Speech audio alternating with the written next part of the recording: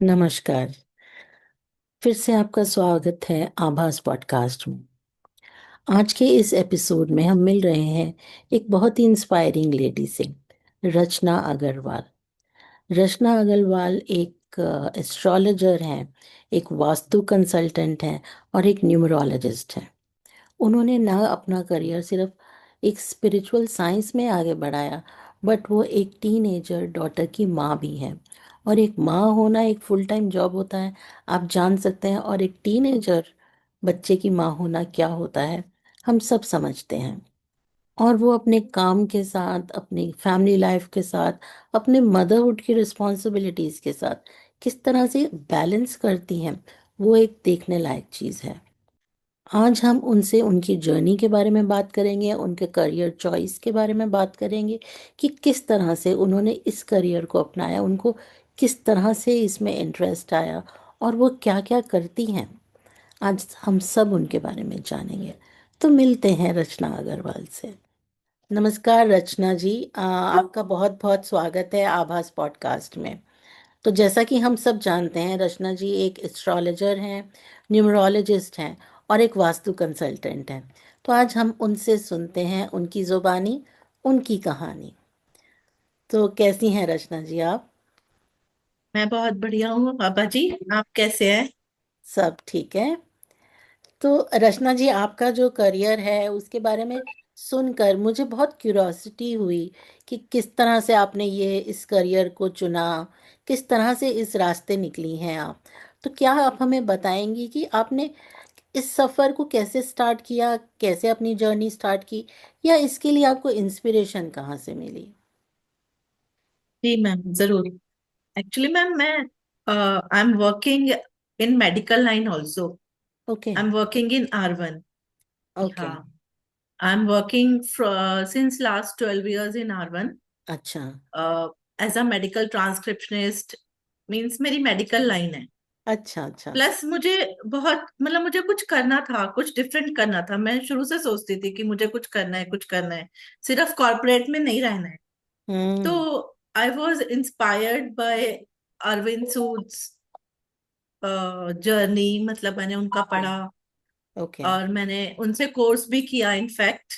तो आई अच्छा। Was very much inspired from all that.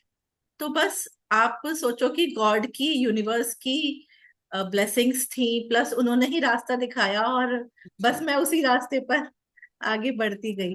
तो अच्छा। अपने आप रास्ते खुलते गए। हम्म। ठीक है, ठीक है। तो दैट वाज। तो as a woman with disability, घर भी संभालना, करियर भी संभालना, जैसे कि आपने बताया आपकी एक टीन एज डॉटर हैं, तो टीन एजर्स के साथ क्या क्या बहुत चैलेंजेस भी आते हैं जब लड़कियां ग्रो करती हैं। हर तरह के चैलेंजेस आते हैं, तो सब बैलेंस कैसे करती हैं आप? मैम, उसका क्रेडिट मैं कोरोना को दूंगी। एक्चुअली कोरोना के बाद से हमारा वर्क फ्रॉम होम हो गया।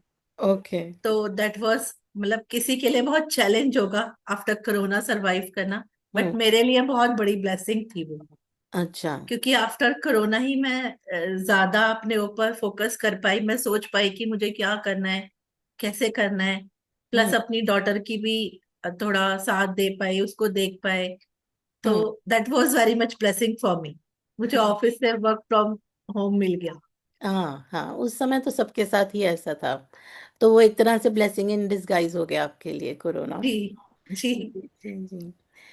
तो आपके जीवन में बहुत, मैं समझ सकती हूँ क्योंकि मैं भी एक वुमन विद डिसेबिलिटी हूँ, और मैं समझ सकती हूँ कि बहुत ही डिफरेंट काइंड ऑफ एक्सपीरियंसेस होते हैं हमारे, हमारे लिव्ड एक्सपीरियंसेस जो होते हैं, और सबके जैसे नहीं होते, सबसे अलग होते हैं। और आपका जो काम है जैसे कि एस्ट्रोलॉजी है, न्यूमरोलॉजी है या वास्तु है, तो इससे मेंटल हेल्थ भी बरकरार रहती है शायद, इस तरह की साइंस को पढ़ के जानकर। तो आपको एनर्जीज को बैलेंस करने में आसानी हुई ये पढ़कर, ये सब समझकर और इस चीज़ों को अपनाकर, क्योंकि पहले आपने समझा होगा ना इन चीज़ों को। यस मैम, जरूर। मतलब ये चीजें जो होती हैं बेसिकली बंदे की लाइफ को ठीक करने के लिए होती है। जैसे एक डॉक्टर होता है, जी। डॉक्टर ऑपरेट करता है, उसकी प्रॉब्लम फिनिश करता है। तो लगभग वैसा ही है हमारा भी कुछ, कि हम बंदे को बाहर निकाल के लाते हैं प्रॉब्लम हम्म। से। हम्म।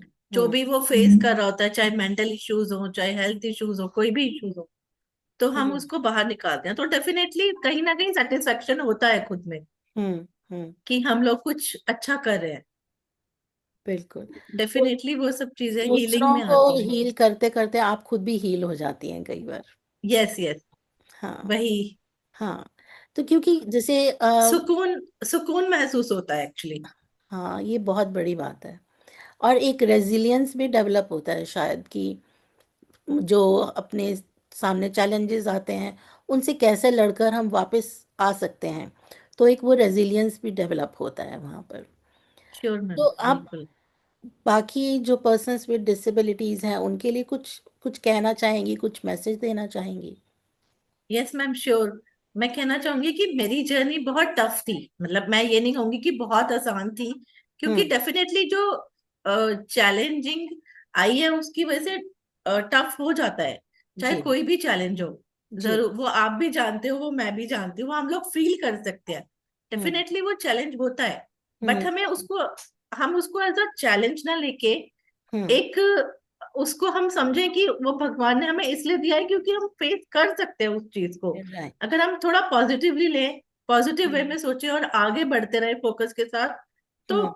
जर्नी अपने आप आसान होती जाती है, और जो हम कर सकते हैं वो कर पाते हैं। तो हम्म। मैं यही कहना चाहूंगी। हाँ, तो सब सीख सकते हैं इससे, और पॉजिटिविटी भी गेन कर सकते हैं। क्योंकि कई बार देखा बिल्कुल। गया है कि जैसे लोग हार जाते हैं या हारा हुआ महसूस करते हैं, लाइफ के बहुत सारी सबको स्ट्रेसर्स होते हैं आजकल तो, नॉट ओनली डिसेबिलिटी, और बहुत तरह की तकलीफें होती हैं। तो लोग मोस्टली जब हारा हुआ महसूस करते हैं तो इस तरफ रुख करते हैं, एस्ट्रोलॉजी की तरफ या न्यूमरोलॉजी की तरफ, कि क्या है हमारे लिए सामने आगे भविष्य में, या क्या हो सकता है, क्या सॉल्यूशंस हैं। तो इस तरह से आपको भी आते हैं क्वेश्चंस या आपके क्लाइंट्स? Yes ma'am, sure. वो क्लाइंट्स पूछते हैं कि अ, मतलब जैसे किसी के चाइल्ड नहीं नहीं हो पा रहा है, कंसीव नहीं कर पा रहे हैं, तो ओके। उसमें भी काफी मेंटल हेल्थ रहते हैं। जी। प्लस कोई जैसे फिनेंशियली ग्रोथ नहीं कर पा रहे हैं, तो जी। काफी डिफरेंट क्वेश्चंस होते हैं। लेकिन मैं सोचती हूँ मेंटल हेल्थ पहले ज्यादा जरूरी है बंदे की, बिल्कुल। क्योंकि मेंटल हेल्थ अगर ठीक रहेगी तो हम डेफिनेटली अच्छा सोच पाएंगे। मैंने हम्म। कई लोग ऐसे देखे हैं कि कई लोग नहीं, मैंने बहुत लोग ऐसे देखे हैं जो बिल्कुल ठीक है, they are not, they don't have any challenge, but तब भी वो मतलब बोलते हैं सुसाइड कर लूं, ओ। मैं जीना नहीं चाहता, मैं जीना नहीं चाहती। मतलब ये बहुत ज्यादा है आजकल। हम्म। हम्म। तो ये सब चीजें हैं कि आपको आपकी एबिलिटी देखो, और अपने को मेंटल हेल्थ सही रखो और आगे बढ़ो। हम्म। डोंट थिंक कि नेगेटिव नेगेटिव नहीं सोचो, चाहे कोई भी हम्म। सिचुएशन आ जाए। आप अपने हम्म। से नीचे वाले को देखो कि वो वो बिना पैरों के जी रहा है, वो बिना आंखों के जी रहा है। तो दैट्स वेयर वी स्टैंड, हम्म। कि आप देख के चलो कि अपने से नीचे वालों को, अपने से ऊपर वालों को नहीं। आपको वहां पहुंचना है, ऊपर पहुंचना है, नीचे वालों को देख के ऊपर पहुंचना है। हम्म।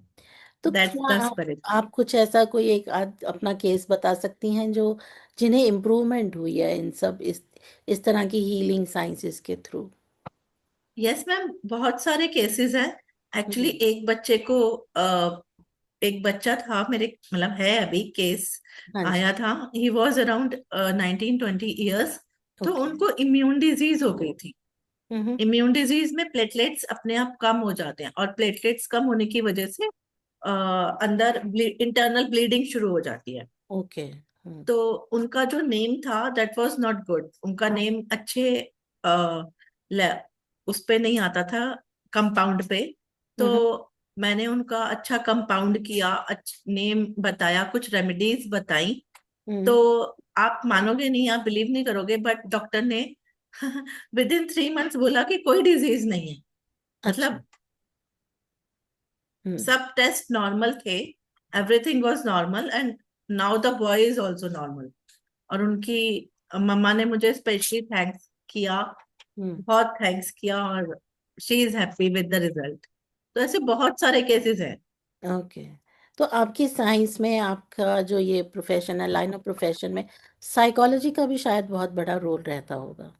बहुत बड़ा। पहले हम लोग तो बोलते हैं कि we are counsellor first, we hmm. Are not astronumerologist, we hmm. Are counsellor first, क्योंकि कोई चीज काउंसलिंग करने से अगर ठीक होती है तो दैट्स बेटर।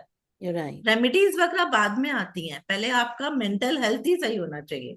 हम्म। वही मैंने आपको पहले भी हम्म। बोला, मेंटल हेल्थ बहुत जरूरी है आजकल। या राइट राइट राइट।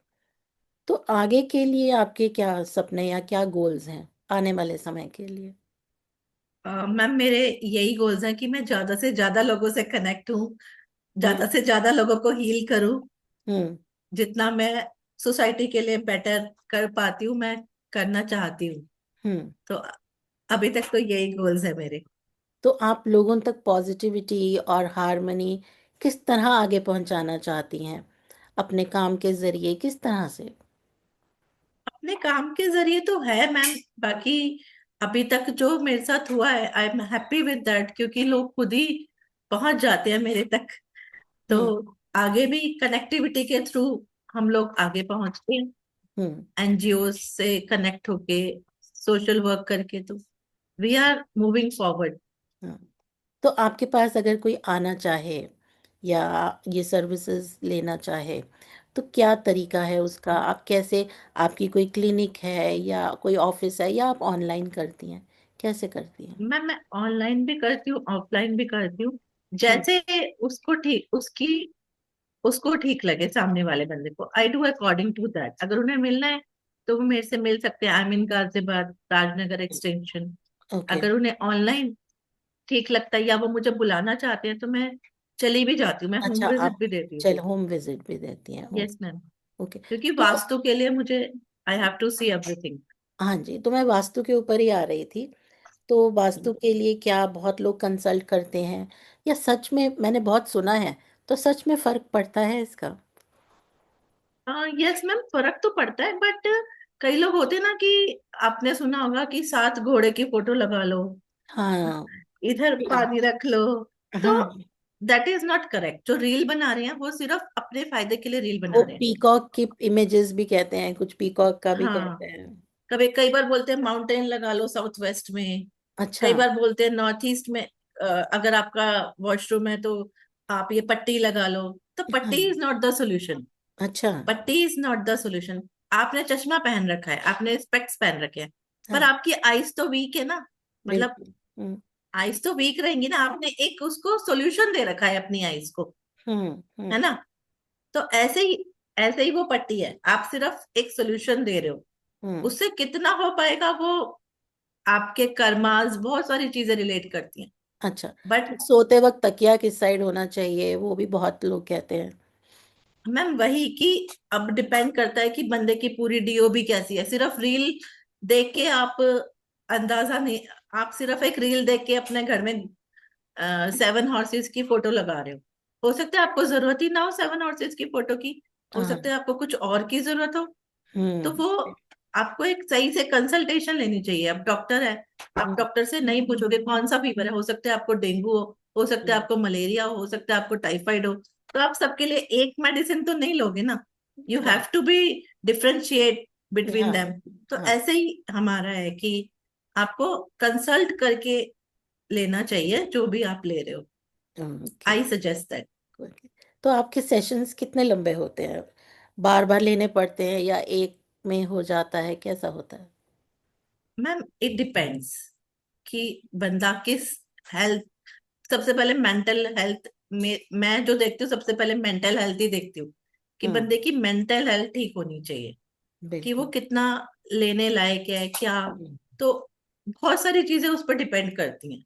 हम्म। तो हम्म। ऐसा नहीं है कि हम पैसे के पीछे भागते हैं। I hmm. Don't run after money. अगर एक सेशन में बंदा ठीक हो रहा है तो I do in one session only.